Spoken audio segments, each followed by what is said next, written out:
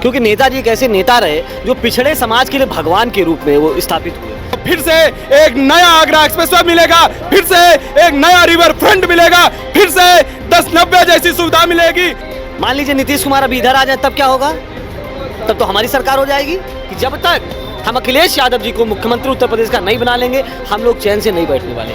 Samajwadi party के संस्थापक स्वर्गीय मुलायम सिंह यादव का आज जन्मदिन है और समाजवादी पार्टी में आज एक शपथ ली गई है। इसी पे ज़्यादा हमारे साथ बात करने के लिए समाजवादी पार्टी के नेता है महेंद्र यादव, दाखिल नेता हैं, इनसे हम बात करते हैं। आज शपथ ली है आप लोगों ने? नहीं, आज देखिए सबसे पहले तो मैं नेताजी की जयंती पे उन्हें नमन करूंगा, क्योंकि नेताजी एक ऐसे नेता रहे जो पिछड़े समाज के लिए भगवान के रूप में वो स्थापित हुए। क्योंकि हमेशा आजीवन उन्होंने पिछड़ों के लिए, दलितों के लिए और अकेलियत समाज के लिए कितना भी बड़ा उन्हें त्याग करना पड़ा होगा, उन्होंने त्याग करने का काम किया है। कभी सत्ता की परवाह नहीं की, उन्होंने संघर्ष का रास्ता अख्तियार किया और पिछड़ों, दलितों और अकेलियत समाज के लोगों को सम्मान दिलाने का काम किया। आज उनको याद करने का दिन है और आज हम लोगों ने अपने नेता आदरणीय अखिलेश यादव जी की गरिमामय उपस्थिति में एक संकल्प लिया है। क्योंकि जब हम श्रद्धेय नेताजी को याद करते हैं तो पूरा समाजवादी आंदोलन, विचारधारा, डॉक्टर लोहिया, डॉक्टर अंबेडकर से लेकर के जो हमारे समाजवादी महापुरुष रहे हैं, हमें उनकी याद दिलाता है। और उनकी याद एक संघर्षों की बड़ी लंबी गाथा है। और आज हम लोगों ने संकल्प लिया है कि भारतीय जनता पार्टी कितना भी षड्यंत्र कर ले, बिहार नहीं बनने देंगे उत्तर प्रदेश को। और आपको याद होगा कि 2024 का जो इलेक्शन हुआ, पूरे देश में भारतीय जनता पार्टी का झंडा लहराया, लेकिन उत्तर प्रदेश में उनके सांप्रदायिक रथ को हम लोगों ने सबसे पहले अयोध्या से रोकने का काम किया और पूरे प्रदेश में समाजवादी आंदोलन का झंडा लहराया। समाजवादी पार्टी सबसे बड़ी पार्टी बन करके उभरी है। और आज हम संकल्प हम लोगों ने ले लिया है कि जब तक हम अखिलेश यादव जी को मुख्यमंत्री उत्तर प्रदेश का नहीं बना लेंगे, हम लोग चैन से नहीं बैठने वाले। आपने बिहार की बात करी, बिहार में बड़े बड़े वादे हुए थे, लेकिन भारतीय जनता पार्टी की वहाँ सरकार बनी, नीतीश कुमार मुख्यमंत्री बने। अखिलेश यादव लगातार कह रहे थे कि इनको गच्चा दे दिया गया, लेकिन मुख्यमंत्री बना दिया गया। उत्तर प्रदेश एक बड़ा प्रदेश है, 403 विधानसभाएं हैं। क्या तैयारी रहेगी? शपथ तो आप लोग ने ले ली है, क्योंकि बिहार ना हो पाए आपने बोला है, क्या तरीका अपनाएंगे? बिहार बहुत दूसरी जगह है। मान लीजिए नीतीश कुमार अभी इधर आ जाए तब क्या होगा? तब तो हमारी सरकार हो जाएगी। इसलिए उनको पलटू राम कहा गया। 2 मिनट नहीं, पलटू राम, ये देखिए, ये भी भारतीय जनता पार्टी की साजिश है। आप समझिए बात को, क्योंकि वो पिछड़े समाज के नेता हैं। और आपको पता होगा कि इंडिया गठबंधन बनाने वाला अगर कोई सबसे पहले नेता था तो नीतीश कुमार जी थे। क्या कारण हुए, क्या बात हुई, हम लोग नहीं समझ पाए। नीतीश कुमार जी एनडीए की तरफ चले गए, लेकिन आज भी वो समाजवादी विचारधारा के वाहक हैं। और मुझे भरोसा है कि बिहार में समाजवादी मूल्यों पर कायम रहते हुए नीतीश कुमार डॉक्टर लोहिया की विचारधारा को आगे बढ़ाने का काम करेंगे। इन सांप्रदायिक शक्तियों को, जिनके सांप्रदायिक रथ को तभी जब लाल कृष्ण आडवाणी जी निकले थे लेकर के, तब लालू प्रसाद यादव जी ने रोकने का काम किया था। और इस बार अपनी सूझबूझ से, अपनी समझ से आदरणीय नीतीश जी, जिस तरीके से ये लोग तो चाहते थे कि नीतीश जी चुनाव में खत्म हो जाए, अब तो कोशिश है कि इनको अभी तो बना दिया मुख्यमंत्री, 2 साल बाद इनको खत्म कर देंगे, हटा देंगे हम। इनकी पार्टी तोड़ने की कोशिश है, क्योंकि इन्होंने आरएसएस के कुछ व्यक्तियों को उनकी पार्टी में सेट कर दिया है। लेकिन हमें लगता है कि नीतीश कुमार एक समझदार मुख्यमंत्री हैं, समझदार व्यक्ति हैं। और आने वाले समय में अगर उनकी देश को जरूरत पड़ेगी तो मुझे लगता है कि इंडिया गठबंधन की तरफ आएंगे और इंडिया गठबंधन को मजबूत करेंगे। और उत्तर प्रदेश में खास करके जिस तरीके से पीडीए की विचारधारा गांव-गांव में फैल चुकी है, आज पीडीए अपने सम्मान स्वाभिमान की बात करने लगा है, जो पीडीए कभी बराबर नहीं बैठ पाता था। और वो समझता था कि ये हमारे धर्म ग्रंथों में लिख दिया गया है कि उच्च वर्ग के लोग अगर चारपाई पे बैठेंगे तो हमें जमीन पे बैठना है। आज वो समझ गया कि हमें भी चारपाई चाहिए। आज वो समझ गया कि हमें भी, हमारे बच्चों को भी स्कूल में जाना है, अच्छी पढ़ाई पढ़नी है, अच्छे कपड़े पहनने, अच्छा रहन सहन हमें रखना है। इसलिए पीडीए जब अब जागरूक हो गया है तो अब पीडीए की सरकार बनने से कोई रोक नहीं पाएगा। एसआईआर हो रहा है, भारतीय जनता पार्टी कई मंत्री हैं, कई नेता हैं, कह रहे हैं एसआईआर होने दो। आप ही ने मांग करी थी, एसआईआर हो रहा है, आप लोग उसको होने दो। नहीं, हम कहाँ रोक रहे हैं? हम तो लगा रहे हैं। हम आरोप कहाँ लगा रहे हैं? हम तो परवाही। अच्छा ये बताइए, हम कह रहे हैं हम इलेक्शन कमीशन पे आरोप लगा रहे हैं, भारतीय जनता पार्टी को क्यों दर्द हो रहा है?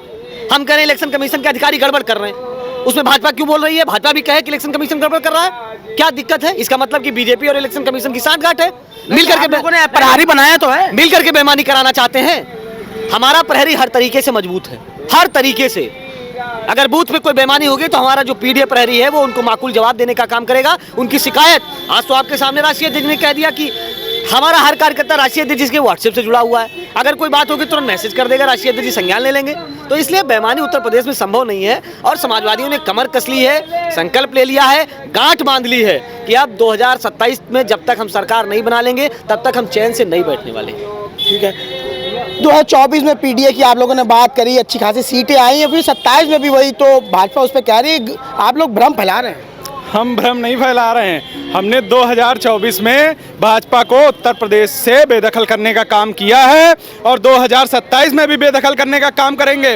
और आज हमारे जो है श्रद्धेय नेताजी की जयंती है, मैं उनको नमन करता हूं, मैं उनको विनम्र श्रद्धांजलि देता हूं और यही कहना चाहूँगा, the legend can never die. और हमारे नेता आदरणीय अखिलेश यादव जी, उन्हीं के विचारों पर चल के, उन्हीं के समाजवाद के रास्ते पर चल के और 27 में सपा की सरकार बनेगी और आदरणीय अखिलेश यादव जी यूपी से मुख्यमंत्री बनेंगे और फिर से एक नया आगरा एक्सप्रेसवे मिलेगा, फिर से एक नया रिवर फ्रंट मिलेगा, फिर से 10-90 जैसी सुविधा मिलेगी, 108 जैसी एम्बुलेंस सुविधा मिलेगी और विश्व सुंदर जैसा रिवर फ्रंट मिलेगा। और आपने देखा होगा आज हमारे पार्टी के नेता संदीप यादव जी जो प्रयागराज में नेताजी का मंदिर बनाए थे, ठीक है, कुंभ के टाइम पे वो आज दूध बांटने का काम कर रहे हैं। हमारे आदरणीय नेता आदरणीय अखिलेश यादव जी जब मुख्यमंत्री थे तो उन्होंने 500 उसके प्लांट बनाए थे दूध के, एक अमूल का, एक प्रयाग का, आप देखे होंगे SCL के पास। SCL बनाने वाले हमारे नेता का विजन है। हमारे नेता जानते हैं युवाओं को क्या चाहिए। युवाओं को नौकरी चाहिए, शिक्षा चाहिए, बिजली चाहिए, पानी चाहिए, अच्छा स्वास्थ्य चाहिए। आज जो है अच्छा स्वास्थ्य पाने के लिए लोग दर दर भटक रहे हैं, अच्छी शिक्षा पाने के लोग दर दर भटक रहे हैं। यूपी स्वास्थ्य की बात करी, पाठक जी हैं, उप मुख्यमंत्री ब्रजेश पाठक, नाम सुना होगा, वो तो कह रहे हैं समाजवादी सरकार में तो तबेलों की स्थिति में थे, हॉस्पिटल जो CHC हैं वो सब उसमें गाय भैंसे बांधी जाती थी। आपकी सरकार में आप कह रहे हैं सरकार महोदय, मैं आपको बताना चाहूँगा, मैं तो लखनऊ विश्वविद्यालय से छात्र राजनीति करता हूँ, ठीक है, और वो लखनऊ विश्वविद्यालय के ही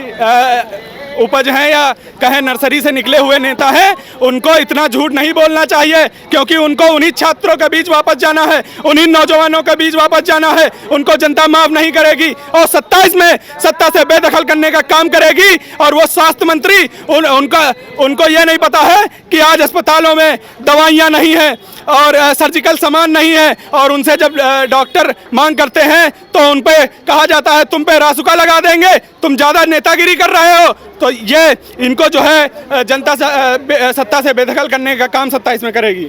आपने एक्सप्रेसवे की बात करी, योगी जी कह रहे हैं हमने मकड़जाल बना दिया एक्सप्रेसवे का, पूर्वांचल भी बताते हैं हमने बनाया है। आपने देखा तो था, एक एक्सप्रेसवे बना था जिसमें एक भारी सा गड्ढा हो गया था, जिसमें कार भी चली जाती, हवाई जहाज भी चला जाता, ठीक है। और इन्होंने बनाया, राम मंदिर के नाम पे घोटाला किया।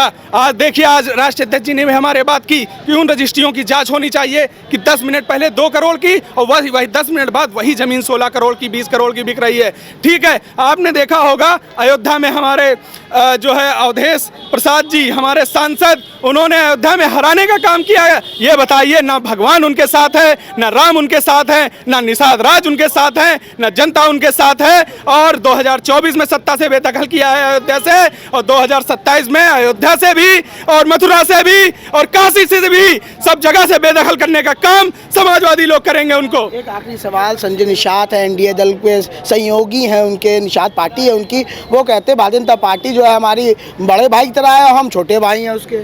संजय निषाद ने केवट मल्हारा अकबर बिन निषाद मांझी मजोर तुरैया कहार का जो 16 जातियों का आरक्षण हमारे नेता ने हमारे नेता आदरणीय अखिलेश यादव जी ने परिभाषित करने का काम किया था और केंद्र में भेजने का काम किया था, उसको बीजेपी सरकार ने आज तक लागू नहीं किया है और उसको निरस्त करने का काम किया है। नहीं तो हमारे मछुआ समाज के लोग आज SC कम्युनिटी में आ जाते और उनके हक अधिकार मिल जाते।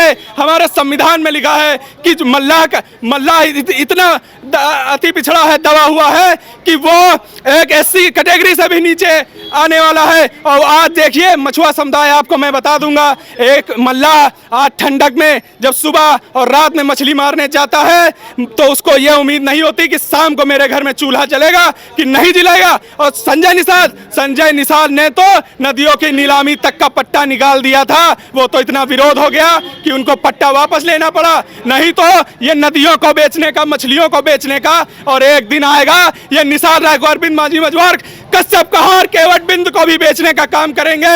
ये सत्ता के लोभी लोग हैं, ये लोग उनके साथ हैं जिन्होंने हमेशा मल्लाहों का, जलवंशियों का, निषादों का शोषण किया है।